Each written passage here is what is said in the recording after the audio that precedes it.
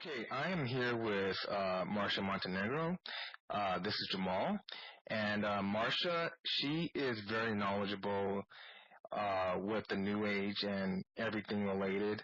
Marcia, nice to meet you. Thank you. Nice to meet you too, Jamal. Okay, let's get started. Please share your background and testimony on how you came to know the Lord Jesus Christ. Okay, do you want the, I know you don't want the long version. I have the long version, the medium version, the short version, the shorter version, and the super short version. Okay, let's go with the medium one. The medium, okay. Okay, yeah. All right. So, the background that I had was I did get exposed to church growing up, but I was not in a Christian family. My father was an agnostic. My mother was pretty much, as far as I can tell, a nominal Christian, but she did think children should go to church. And so we lived overseas a lot, so I went to various kind of generic churches. And then when we came back to Washington, D.C., I got involved in a Baptist church, and I did the Sunday school lessons and, went to church. And I saw myself as a Christian, but it was really because I just assumed that's what I was supposed to be. And I didn't really understand what Christianity was. I didn't understand the gospel. Jesus was this sort of kind, wise man who healed people and said all of these things that we're supposed to listen to.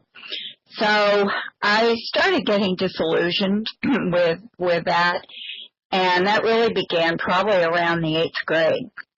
And I was very disillusioned. I didn't really believe the Bible was anything that special.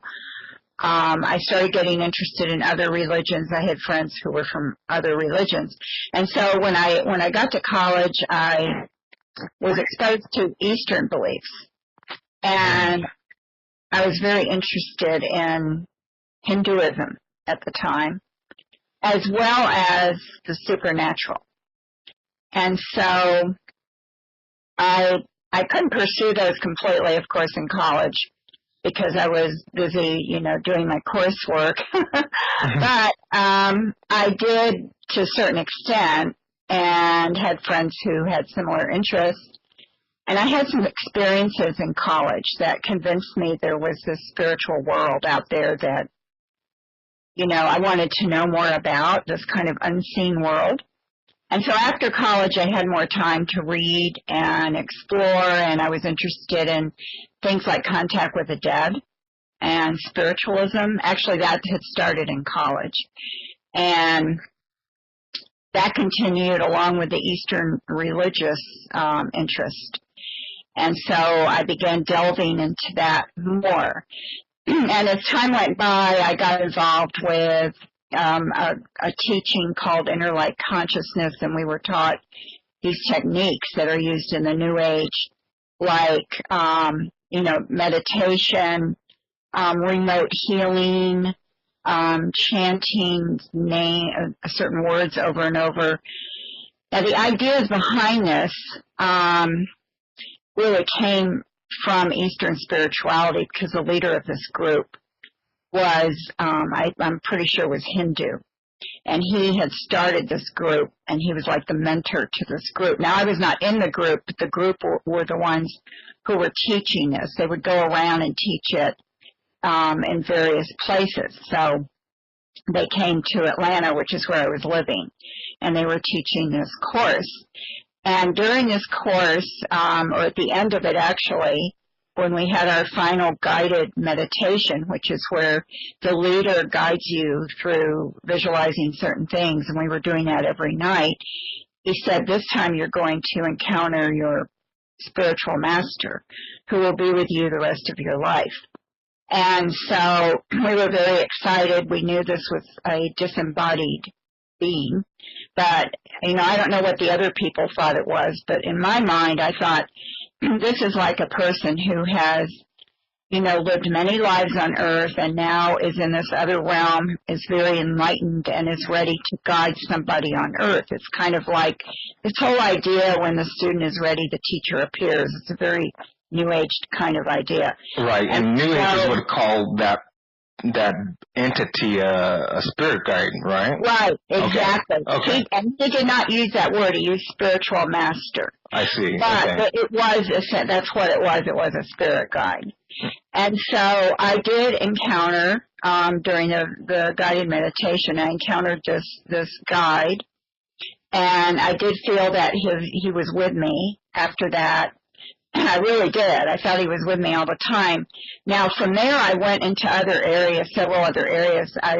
For a while, I was in Tibetan Buddhism, and I was also taking classes in psychic development and numerology and palm reading and some other things, and then astrology, which I got very serious with. But I felt this presence of this guide, and I also was told I had other guides, which I believed, but he was like the main guide. Now, I did not have interaction with him like a lot of people do. Some people have a lot of interaction with their guide or their guides. They know their names, and they hear them, talk to them all the time, and these are not crazy people. This is not, I know there are people who are mentally disturbed who hear voices and stuff, but there is a difference. There are people who have that going on, which is an illness, and then there are people who get involved in these New Age areas who really do have guides. These guides are fallen angels, and they're real. They're very real. Mm-hmm. So I had never had any emotional or mental problems. I've always been very, very sane and sound.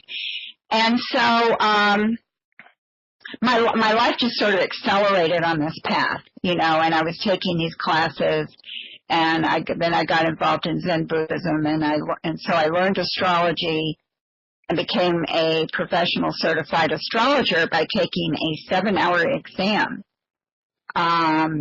given through the city in Atlanta.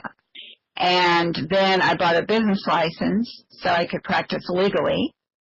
And I was, getting clients, and I would do the astrology chart readings for them. And I became involved in the Astrological Society very, very deeply. Of course, it was huge at the time. It was a very big group in Atlanta. We had a lot of members. We had our own building. We were very active. So I was involved in that, and at the same time doing Eastern meditation, which I had learned through my interest in Hinduism and Tibetan Buddhism and Zen Buddhism. So I had started doing meditation early on, before I even became real deeply involved in a lot of things. That had started early on. And so I had been doing that. And so all these things were like part of my spirituality. It's very typical of New Age that you draw from different sources. Now, some people focus on one area of the New Age and they just stick to that. But it's more typical that you do what I did, where you have these overlapping areas. Okay. And interests. So interest in psychic powers and astrology, in numerology, plus doing Buddhist or Hindu meditation, all of that is very compatible in the New Age. You do all of those things, and then you have sort of a patchwork of beliefs. And so there I was, after many years involved in this, and became president of the Astrological Society. I was on the board of astrology examiners, which formulated and graded the exam that you had to take in Atlanta to qualify for the business license, and I was chairperson of that committee the last 3 of the 4 years I was on it. Wow. So I was very, very involved. I also taught astrology, and I loved teaching astrology. That was one of my favorite things to do, so I was very active in that. Well, I guess you want me to go on and explain what happened, what happened to that I became a Christian, right? Right. Right. Okay. So I started getting. Well, first of all, my marriage ended. I had a son. I knew we couldn't live on what I was getting from astrology, and one of my clients offered me a part-time job in his office. And what he wanted me to do was to look at the birth dates of the employees and give him advice on the employees. And just generally give him advice. He saw me as sort of this, I don't know, he saw me as this sort of wise person, and he felt we had been together in other lives. There was absolutely nothing romantic going on. He was married, and I knew his wife. This was strictly almost like a business partnership kind of thing. And he wanted my advice on things in his work. So, of course, and he was paying me a really good salary for it. So I was happy to take that because I really needed the income, and it was doing something I liked, although it was strange to be at the office because I couldn't let anyone know why I was there. So it had to be sort of covered up with this busy work he would give me. And no one really did question why I was there. And they may have wondered, but no one said it out loud. Because it wasn't really clear what I was doing there. I guess they just thought I was doing special assignments or something. Because what the office dealt with, I had absolutely no experience in. So anyway, it was because it was a financial type office. I have zilch experience or knowledge in that area. Right. So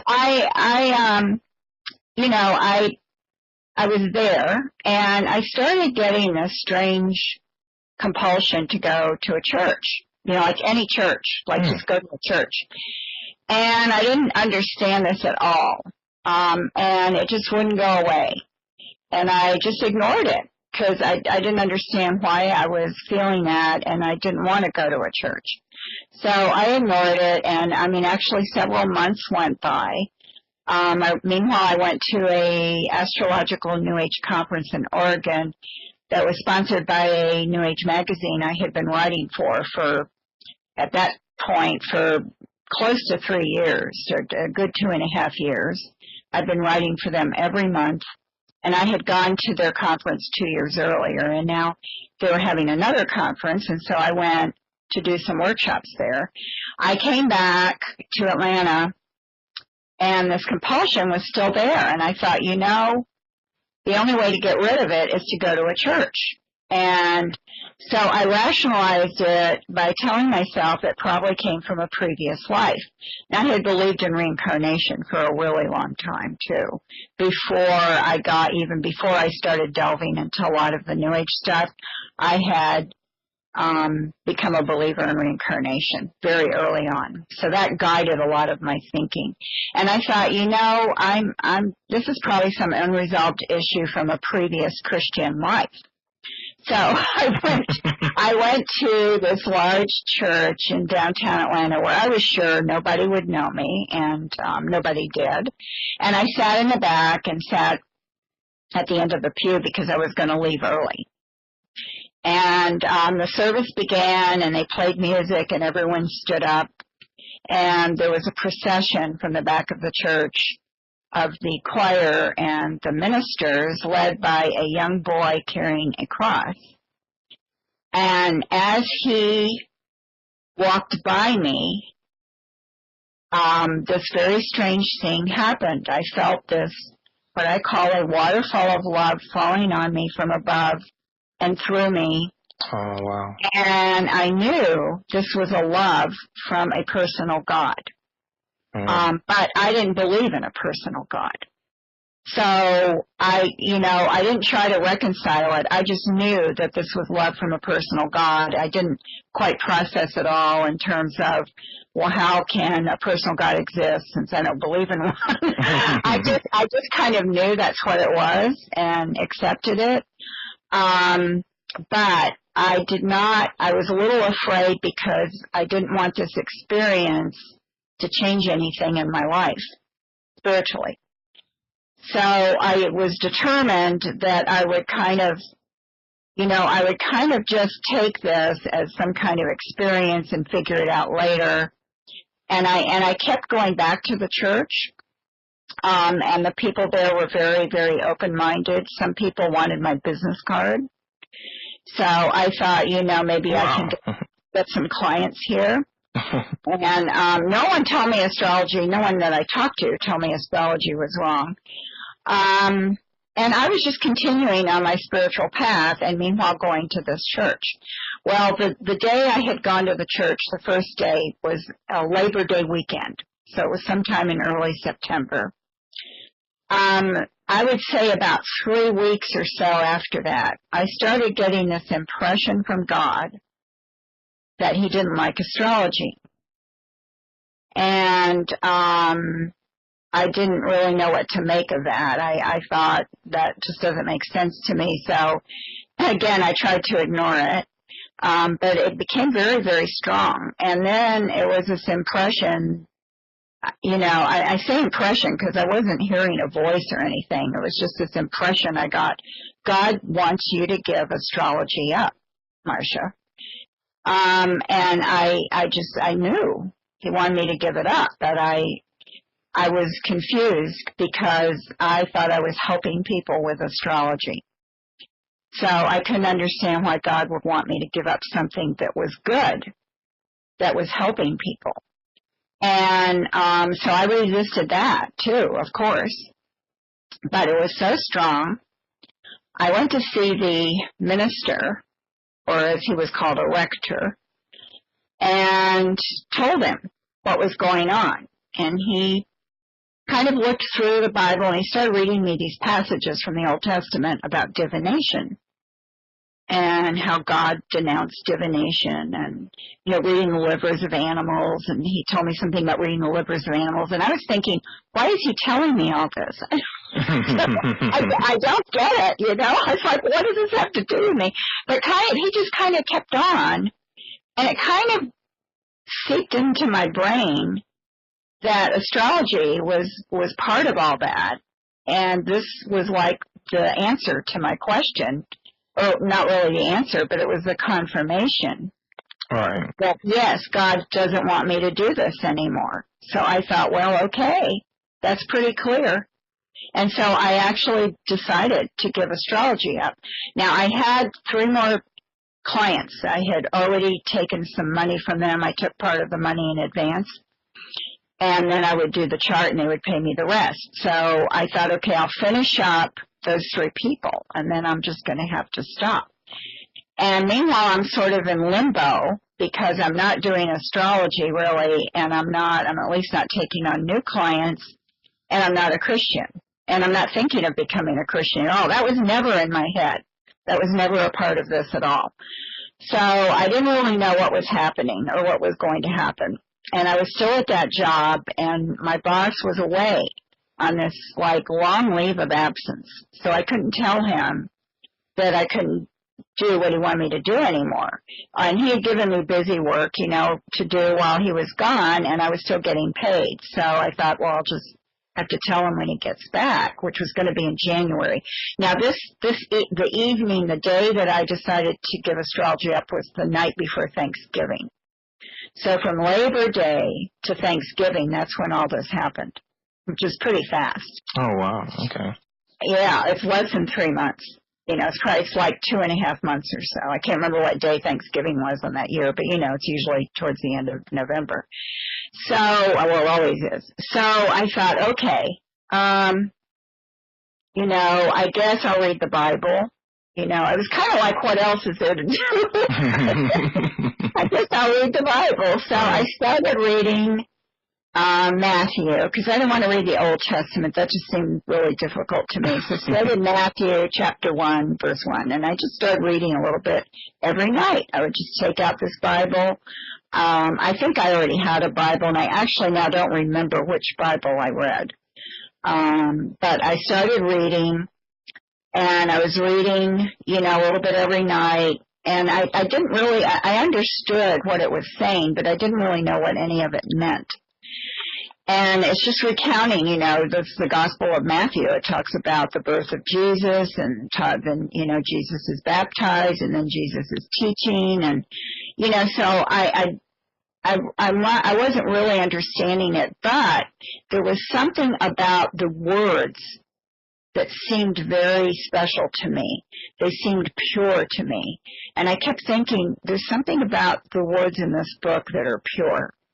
There's something, I think I was feeling the power of God's Word, but I didn't know how to articulate it to myself. Oh, wow. So I just kept reading, and then one evening as I was reading, 4 days before Christmas, I was reading Matthew 8, and I was reading the account of Jesus on the boat with the disciples, and how the storm came up, and the disciples wake him up, and he rebukes the sea and the wind. And then he says to them, why you have little faith, because they still didn't really understand who he was at that point. And something about the story kind of grabbed me, and I kept reading it over. I kept rereading it, and as I was rereading it, God just opened my eyes, and I saw who Jesus was. And I realized, I had been on this spiritual path that took me away from God, that was taking me away from God, and that Jesus really was the Son of God, really was the Savior, and that I had to put my life, basically at His feet. I had to trust Him to have a relationship with God. I don't think I understood it all of that in those words, but that's what I understood. And so I just turned my life over to Christ, and and then I knew I was a new person. And so that was definitely when I was born again. That was definitely then. And after that, of course, my life radically changed. I ended up having to tell my boss when he came back in January I couldn't do the astrology or anything like that anymore. He was very nice about it, and he continued to give me busy work and didn't ask me to do the other part. I eventually had to leave because he was transferred out of there. But for a while, for a few more months, I was still working there. And there was a young Christian man there. I knew he was a Christian. And he had always been very nice to me and talked to me, but he never tried to, quote-unquote, convert me. He would just ask me questions. He knew I was an astrologer. He didn't know that's why I was there, but eventually I told everyone I was an astrologer, but I never told them. They never knew why I was there. So,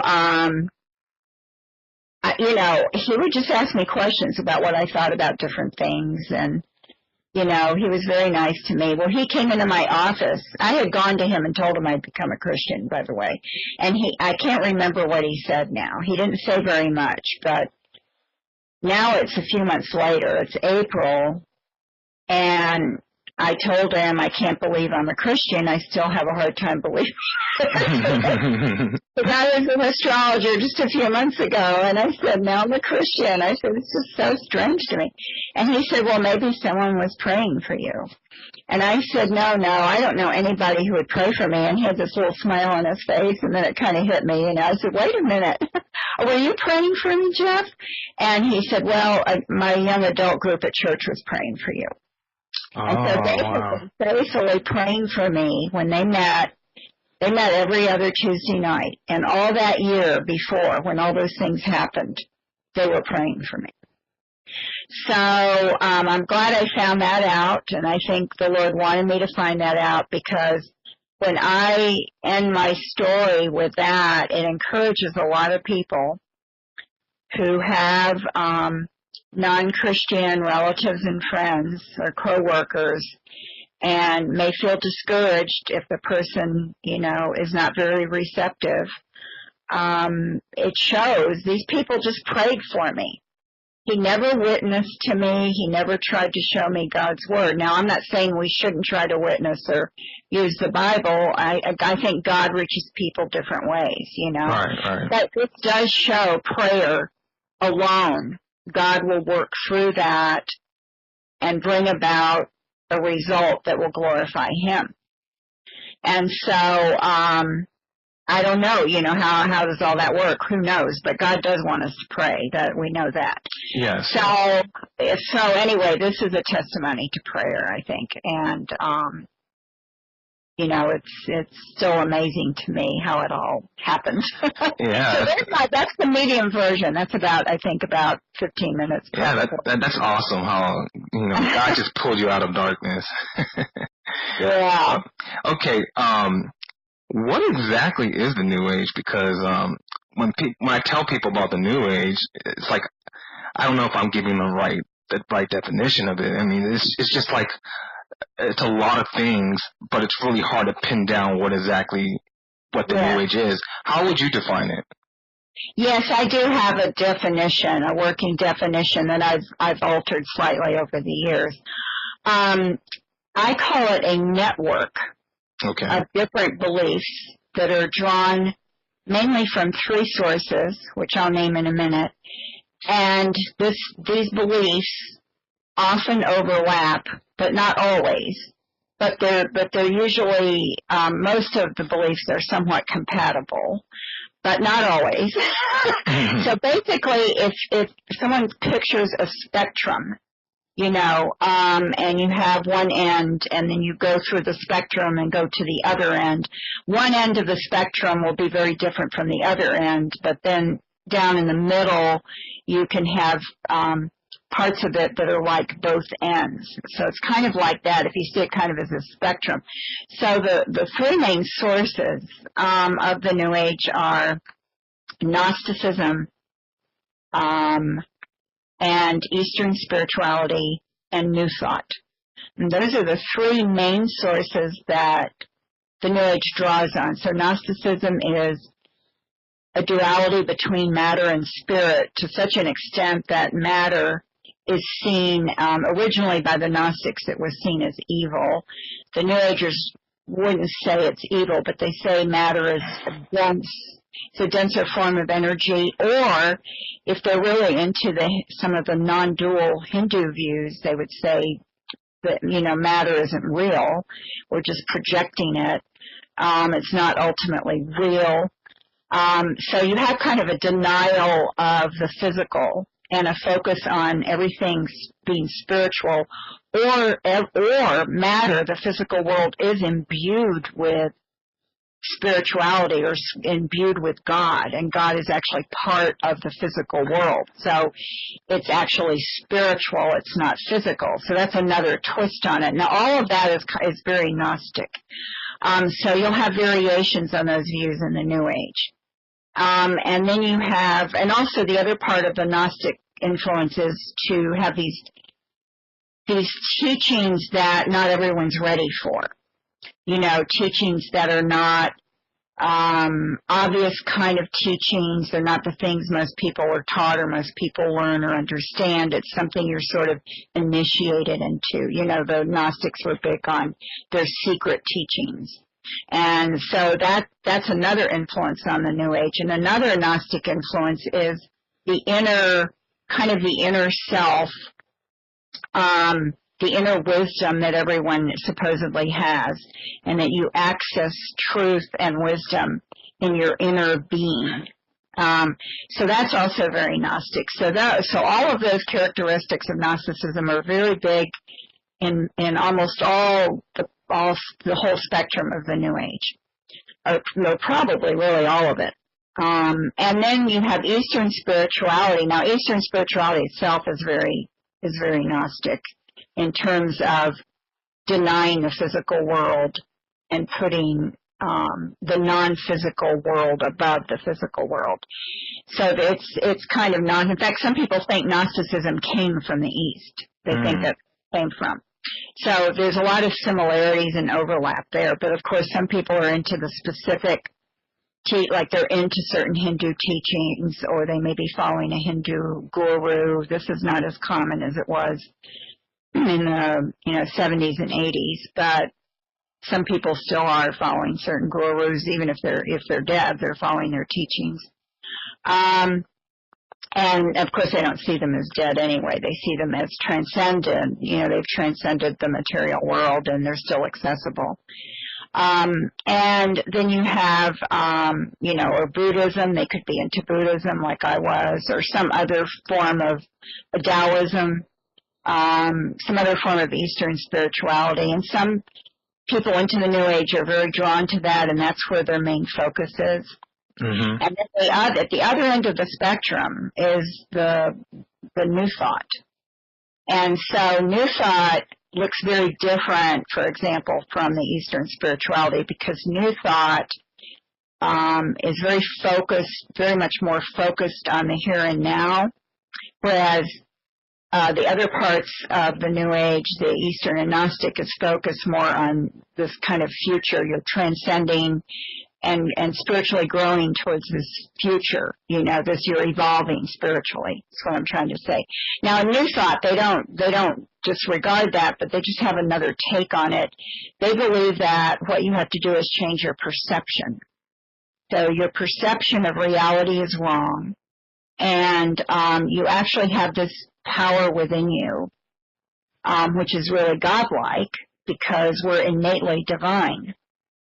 So they believe that Jesus was just a man who realized his innate divinity, and when he realized that, he achieved Christ consciousness. And this is something we can all do. And if you can do that and recognize it, then you unleash this potential within you, and you're able to do everything. So all these ideas of you're unlimited, you can succeed, you can visualize what you want and obtain it. All of this kind of stuff comes from New Thought. Now remember, the New Age drew from all three areas, so the New Age draws from New Thought. So a lot of times, what you see as New Age is something that came from New Thought, and it's shared with New Thought. And yet, it's very important for people to understand that the New Thought movement and the New Age movement are distinct. They're not one and the same. They are still distinct. The New Thought movement focuses specifically on its New Thought teachings and theology, whereas the New Age, although it draws from New Thought, goes further with it or mixes it with other things. So it's more of a blend. And there are people who are kind of on the borderline of New Thought and New Age, and I'll give you two names that probably most people know. One is Oprah, and the other is Wayne Dyer, who died a couple of years ago, who very popular writer and speaker, kind of seen as a self-help motivational type guy. But he was really a combination of New Thought and New Age, and he actually had an Eastern guru as well, which I don't think a lot of people realize. There's a lot of people that are in that category or that are very hard to categorize. So finding a distinction between New Thought and New Age is hard for most people because of that. The Secret, which was very popular, the Secret video and DVD, that's pure New Thought. The whole idea that you visualize what you want and then you affirm it, and then the universe hears it and will bring it about when you believe it. That's very New Thought, but it's big in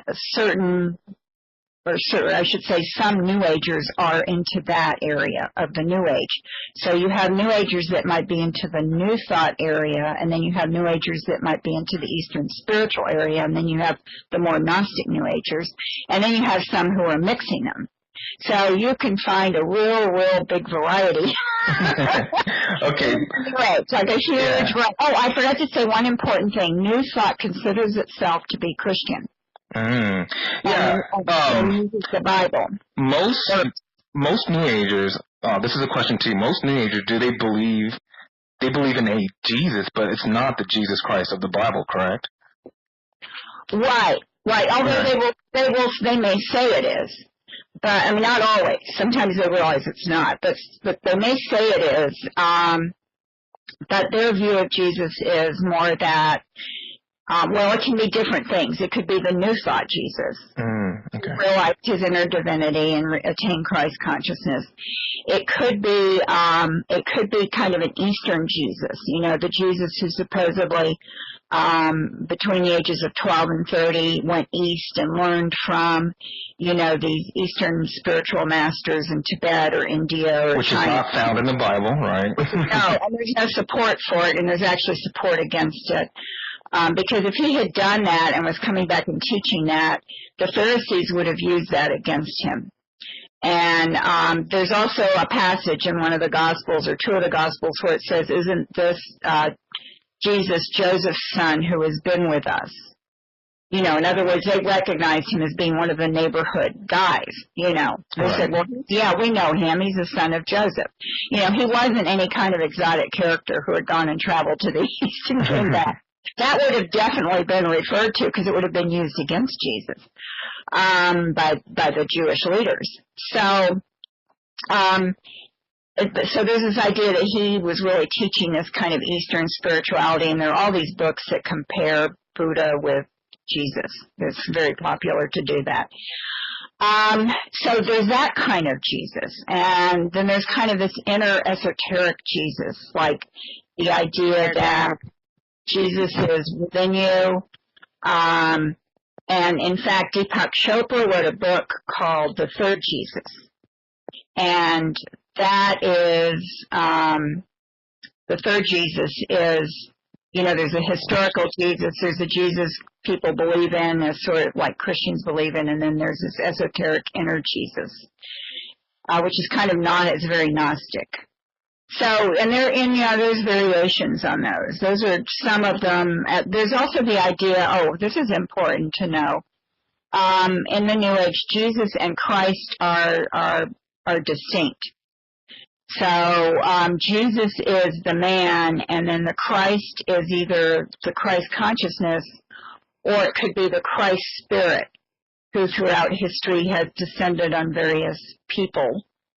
So you can have you have the Christ is this bigger kind of idea or principle that one can absorb or become through enlightenment.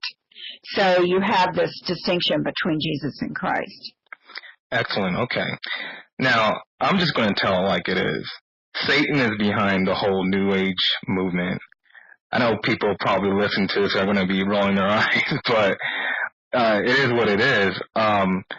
What is the best evidence you can give that Satan is behind the modern New Age movement?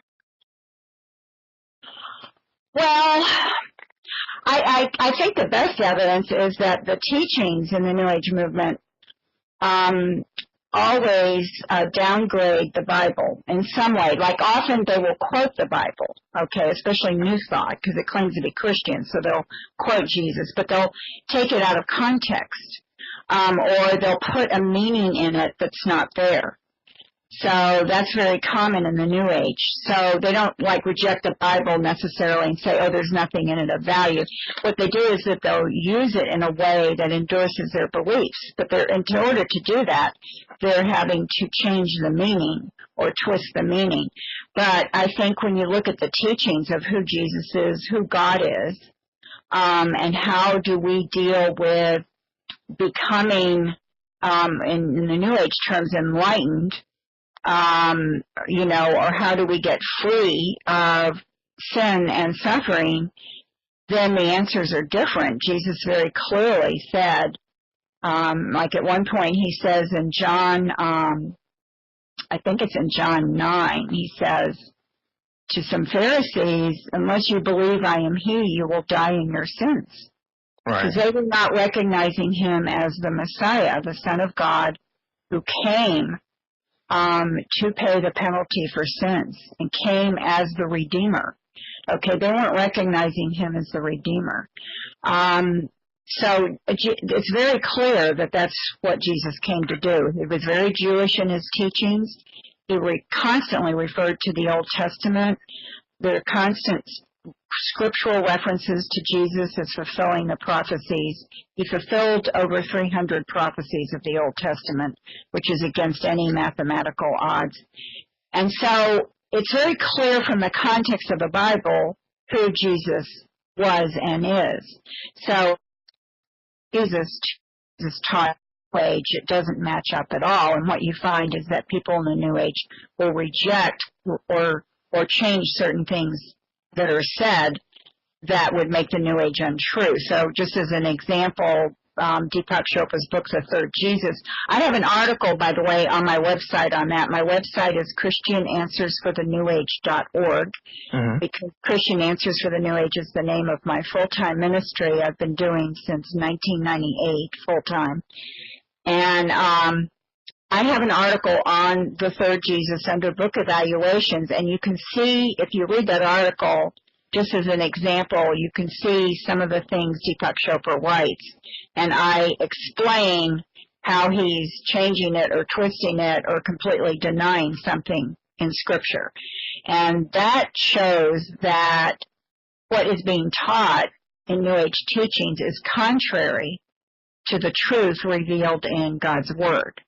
So, of course, who wants to make God's Word look untrue is the fallen angel, Satan. And we also have warnings in the New Testament, like in 1 Timothy 4, about how people will fall into the teachings of seducing spirits and doctrines of demons. And I just finished a study of Romans last night, and in Romans 16, the end, maybe around the middle of the chapter, he warns about teachers who are teaching falsely, and how he said, and then he mentions Satan, that God will soon crush Satan under his feet, because he's showing that the teachings are connected to Satan. So it's very clear that since Satan is the enemy of Christ, that the kind of teachings that are going to be around that go against the true Christ and that try to change or reject God's Word are going to be coming from Christ's enemy, who is Satan. Satan, by the way, is a title. I just think people should know that. It's not a name. It's a title that means the adversary. We don't know Satan's proper name. We only have the name of two angels, Gabriel and Michael. And those are the only two angels we have the names for. So I just want to say that because angels is a really big deal in the New Age, but a lot of Christians get into it too. And it's very seductive in a bad way, because we're not supposed to focus on angels. Right. So, because the fallen angels will use that interest to their advantage. Because, after all, they're pretty clever, they've been around a long time, and they're able to watch humanity, and they know our weaknesses. So, interest in angels leads a lot of people into the wrong area and the wrong direction, Christians and non-Christians alike. Also, I don't like to focus on Satan. I definitely bring him up, and I will talk about him, and I refer to him in my articles. But our focus really should be on Christ. Right. And on what he's done, because he has defeated Satan at the cross, and then he's going to come back one day and completely throw Satan out of the world. So I think that, the power of Christ is something to focus on. His power, for example, the account I was reading in Matthew, where he rebukes the sea and the wind, and the storm immediately stops. There is nobody can do that.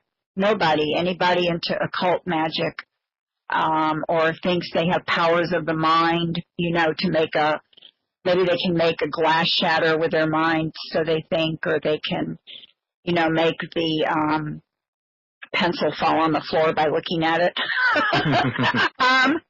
Let me see you stop a storm in its tracks. One time I was speaking to some students at it was actually at a Christian school, but there were a lot of non-Christian students there, because in the school took in a lot of students from Christian that were kicked out of Christian schools for behavior issues. And so there was a lot of either troubled Christian kids and a lot of troubled and Christian kids there. And one of them came up to me afterwards, asked me a question, and he said, we were doing the Ouija board one time, and, we watched the lights went off and on, and we saw this pencil by itself fly across the room. And I said, well, I don't doubt it. I believe that could happen, but I said, now you compare the pencil flying across the room to God creating everything in the universe out of nothing and tell me who has more power. I said, that pencil thing, I said, that's supposed to impress you? I said, don't be impressed by that. That's not impressive. You know, I do believe there is a limited power in the demonic world, but it's very limited. And I always think of that because really, okay, the lights flicker off and on, the pencil goes across the room, someone seems to have some kind of power over something. Let me see it compared to what Jesus did, to the creation of the world, to Jesus making a lame man walk, a man blind from birth see, you know, to making a storm stop in its tracks. All these petty little tricks from Satan, if they are from him, and some of them are just tricks and some of them are people's imaginations, you know, it's nothing compared to Christ. Right, right. Okay, I want to switch gears just a little bit. Okay. There are a lot of teenagers or younger adults who are practicing opening up their third eye. You probably are familiar with this.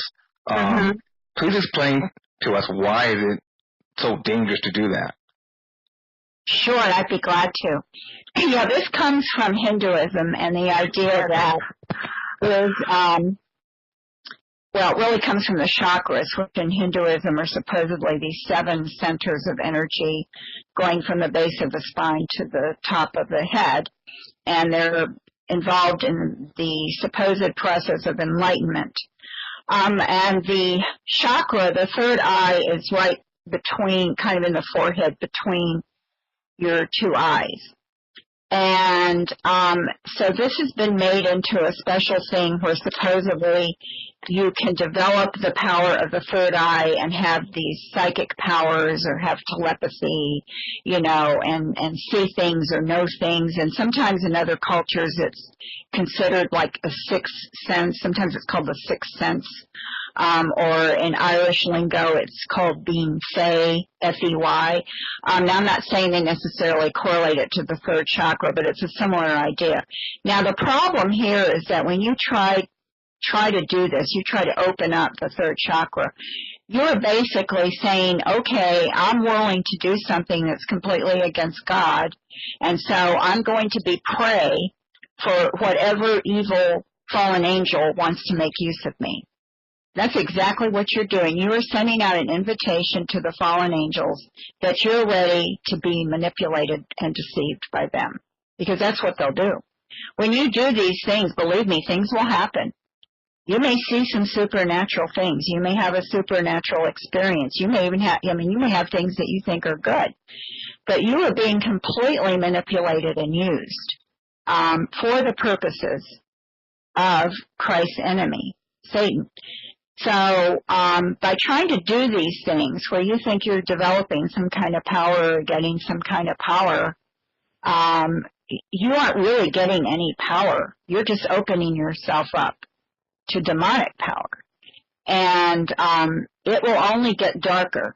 You know, it goes down a very dark road. Sometimes things are very fun and exciting at the beginning, but often it will lead to, it can lead to lots of things, but it's always destructive and it takes you further away from God. It's dangerous. It's like playing with fire. It's the same if you could do the same thing by taking a psychic development class or something like I did, where you're trying to develop your psychic powers.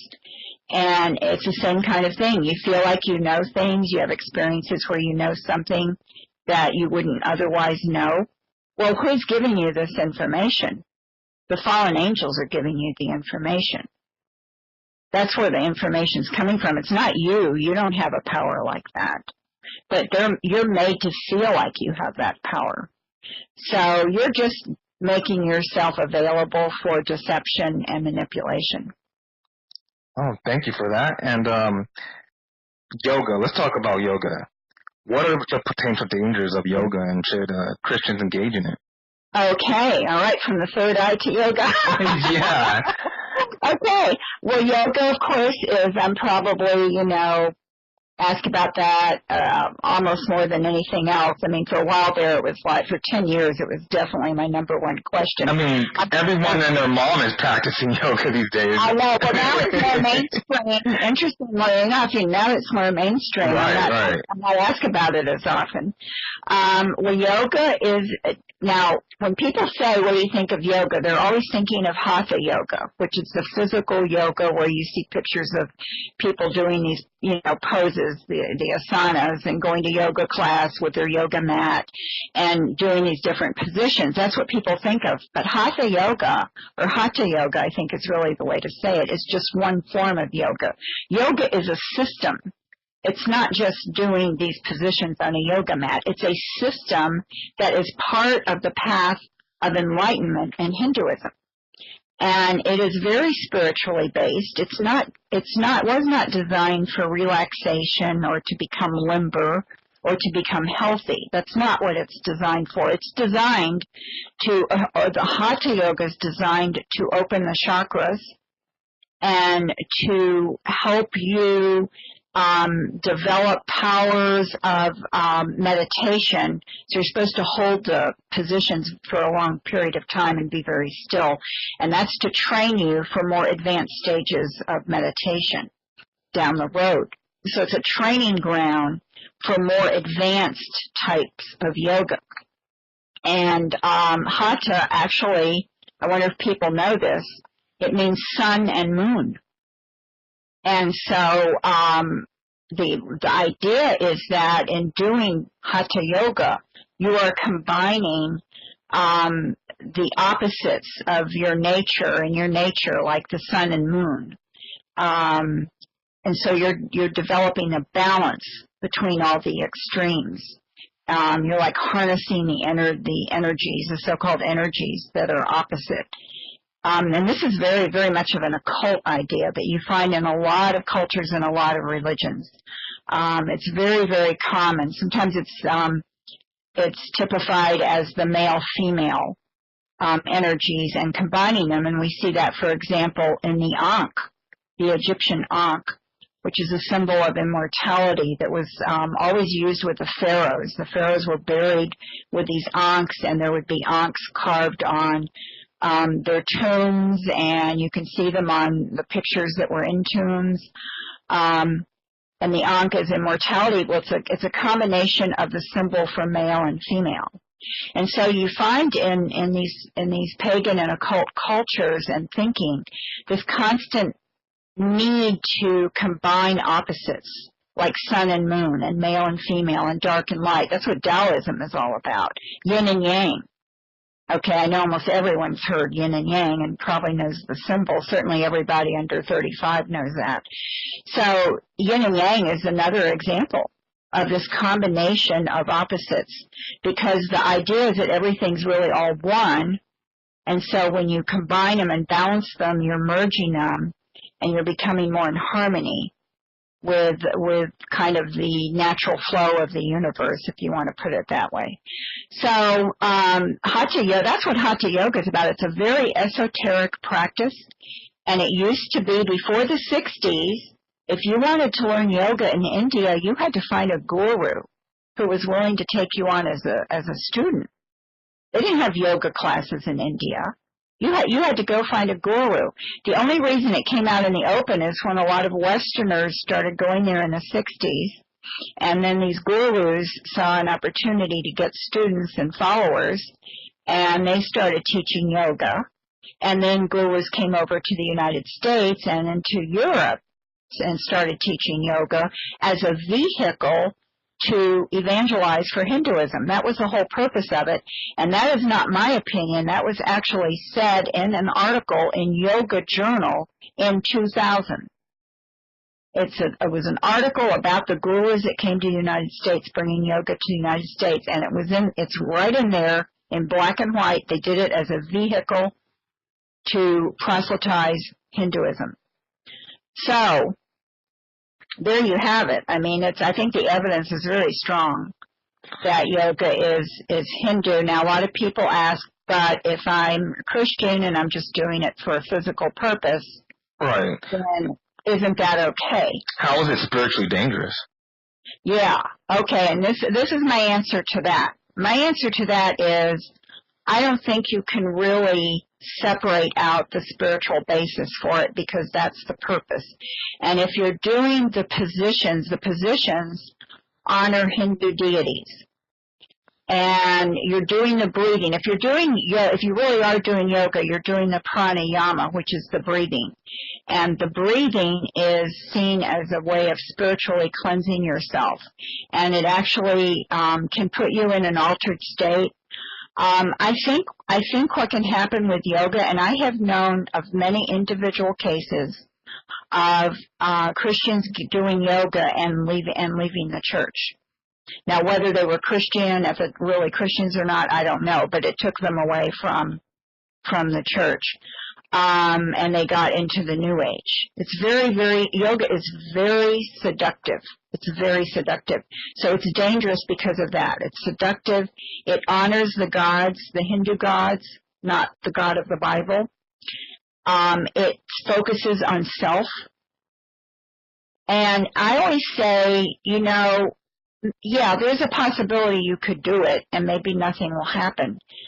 But that's like saying, well, you could get near that fire over there. If you're really careful, maybe you won't get burned. But, why go near the fire? It's like, why? Why do you want to go near the fire? Why do you want to take a chance? And there are other forms of exercise. If you want to exercise or you want to get limber, there are many, many, many things you can do that are not yoga. So I don't see the need to do yoga. I don't see the benefits of it. I've looked at some Christian yoga, and I find problematic theology with the Christian yoga groups I've looked at. Very problematic theology. So I don't see any benefit that's worth doing it.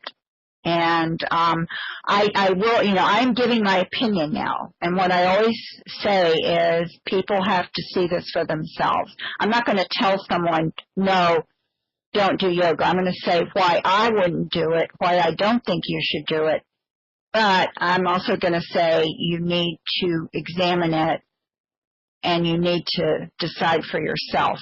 I have 5 articles on yoga on my website. So if anybody wants to read one or all of those to help them decide, or if they're wondering about it, I have all the information in those 5 articles. Just share the eternal gospel and who Jesus Christ is and how can one be saved. Oh, okay. I'd love to. And I definitely in my ministry want to reach people who are involved in, the New Age areas, like I was. So my Facebook page, ministry page, is partly for that, and my website, and it's also for Christians. But it's always good to express what is the answer to that question you just asked, because all of us are born separated from God. We're all born separated from God because we all are born with a desire to do our own will. We don't want to submit to God, but God tells us in Romans 1 and other places that he has given evidence for his existence, and no one is without excuse. So no one has an excuse that they don't know there's a God. So that's one of the first things he tells us there. Everyone is accountable for knowing there is a creator God. And because of that, we know we know God is good. We know this world is something created by a being far beyond a human. And he sent Jesus. So we have Jesus Christ and we have the Bible. There's a lot of evidence for the Bible to show it's true, it's consistent in its teachings. We have documentary evidence. The evidence for the New Testament manuscripts is the best evidence of any ancient document. And this is how we know about Jesus. And because of Jesus, we know that God wants us to be reconciled to him, and it's through his love that Christ died on the cross. I mean, this is the famous John 3:16. For God so loved the world that he gave his only begotten Son, that whoever believes on him will not perish. And perishing means that you go to an eternity without God. That's perishing. It's eternal death. If one sees that he or she is separated from God and really wants God's love forever and wants to be forgiven, then the only way is through trusting in the Son of God, Jesus Christ, who is also God, the Amen. second person of the Trinity. Trust in God for eternal life. And that is the only way. And Jesus taught that very clearly. And so there's nobody else that can compare to Jesus. You can look at all of the religious leaders. There's nobody like him. All of the other religious leaders and philosophers, Plato, Aristotle, Gandhi, Buddha, Mohammed, they are in their graves. They're dead. They are dead. They can't help anybody. Jesus is alive, bodily resurrected. And so one must see one is separated from God, and that the only way to be reconciled is through trusting Jesus Christ, who died on the cross to pay the penalty for our sins. We cannot pay that penalty ourselves. We cannot get forgiveness through our own efforts. We can't make ourselves clean of our sins. There's no way we can do that. So Jesus Christ did that as the perfect Lamb of God. And in trusting him, we are forgiven, and God does not see our sins. He only sees Christ. Amen. Amen. And you could go ahead and plug in your website again, and you have also a book. Yes. Yes, go ahead. Okay, thanks. My website is ChristianAnswersForTheNewAge.org. And my book is called Spellbound, The Paranormal Seduction of Today's Kids. It's about the occult, and I base it on Deuteronomy 18:10 through 12, where I discuss all the terms there. That's a list of all the occult practices in the Bible. Or that's where you see the list all together. And the book is based on that. You can get it from sellers on Amazon and some other sites. But if you're going to do a search for it, don't just put in Spellbound, because there's lots of books for that. So you'll never find it that way. So put in Spellbound and my name, Marcia Montenegro, or you have to put in the whole title, Spellbound, The Paranormal Seduction of Today's Kids. It's really easier to just do Spellbound with my name. I have a page on it on my website, too, where I should have all the names of all the chapters, each chapter, and some endorsements written by some people about it. So, you can go there if you want to see the full title, if you forget it. Okay. All right. Thank you so much for having me ask you all these questions pertaining to the New Age. I think it's very important that people know what this is, because it's so much part of our culture these days. It's just permeating every part of our culture, and we got to know what exactly is this New Age that is anti-biblical at its core. Right. I agree with you. It is becoming mainstream for sure. Right. Oh, thank you so much. Thank you, Jamal. I really enjoyed being on, and I